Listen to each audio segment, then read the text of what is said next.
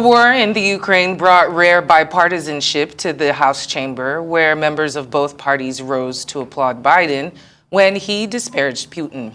Hailing the fearlessness and iron will of the Ukrainian people, Biden introduced the visibly emotional Ukrainian ambassador to the U.S., Oksana Markarova. He asked the chamber to stand with him and send a message of solidarity with the Ukrainian people.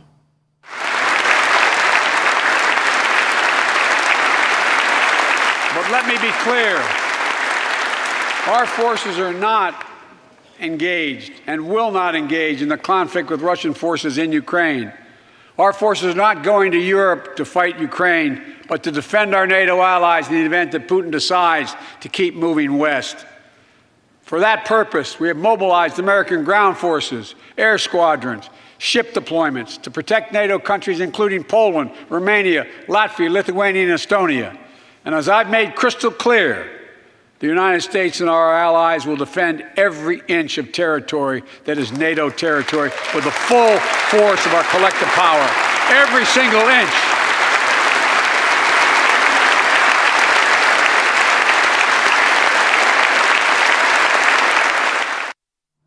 Well, for more on the President's State of the Union address, we can cross live to the United States and join US Correspondent Rotimi Kade. Rotimi, thank you so much for joining us on Newsday. As we just heard there, Ukraine taking center stage during the President's address. How has it been received? Well, there's been a mixed reaction in the U.S. Right now. A lot of Republicans feel that the president did not actually address some of the major concerns. Vast majority of Americans are actually facing right now, which of course is inflation and high gas prices. Though the president made some sort of, prescription in terms of lowering the cost of production and also people buying more EVs, that's electronic vehicle cars, etc. But that is more or less like a long-term plan. The president has not been able to tell American people the immediate and the medium-term plan for the administration, and seeing how people pay less in gas stations, etc. But I think the president did pretty much well overall. The president was was first in terms of supporting the Ukrainian people and their resilience against the Russians. He spent pretty much, 10 to 15 minutes of his first stanzas of the address to actually address the issues in Ukraine. I think the president has made it very, very clear that Vladimir Putin has just, beaten himself into a rabbit hole, and it's going to be very difficult going forward for them to be able to have some sort of resolve in terms of relations with the U.S. The president said many things in terms of, closing airspace for the Russian aircraft, also talking about, giving the Ukrainians about $1 billion in support for their fight.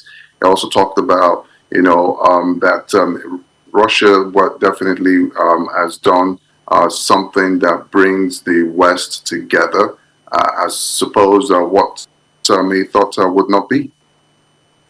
Well, away from Ukraine, Rotimi, just like you noted, inflation is a major issue in the United States.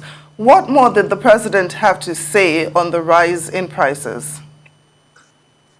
Well, the president actually acknowledged that, yes, he's aware that people are paying more, not just in high gas prices, but he also said that in food prices as well. And almost everywhere you go across the country, the rent is also, increased in a way that is beating so much in people's income. Yes, you have to give it to the president. In the last 1 year, about 6.5 million jobs have been, provided by the administration. but it's been more or less, the jobs have actually not really make a lot of impact in terms of how people have viewed it. Coronavirus is number one. Number two is a lot of people are also unwilling to actually go back to work because the wages are actually not as much as they had expected. So, but the president is trying to say that American people should give him a little bit of time, so that some of the gains of this administration, how much they've been able to invest in the people, how much they've been able to invest in businesses. For instance, like the Intel CEO actually said that over $100 billion is going to be invested, creating thousands of jobs, and the president is actually appealing to the American people. But I think the reaction right now is that a lot of people are not buying it. They want immediate answers to some of their woes.